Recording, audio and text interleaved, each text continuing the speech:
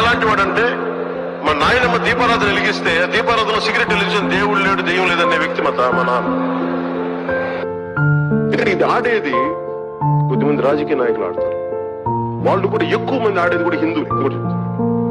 అసలు ఇలాంటి గొడవలు పెట్టింది హిందూ నాయకులు తప్ప మిగతా నాయకులు చేయరు అసలు వాళ్ళకి.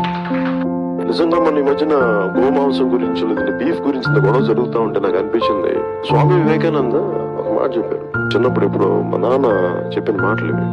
నిజంగా నాకు ఆకలేసి వేరే దారి లేకపోయి నేను ఉండాలి అంటే గుడ్డు మాంసం తినేది ఆయన అన్న మాటలు. నేను బీఫ్ తినాలి అంటే నేను తిని ముందుకెళ్తాను తప్ప దాన్ని వేరేలా చేసుకోనండి. స్వామి వివేకానంద అన్న మాటలు ఉంటాయి, ఆయన స్వామి వివేకానంద జీవిత చరిత్రలో ఉంటాయి.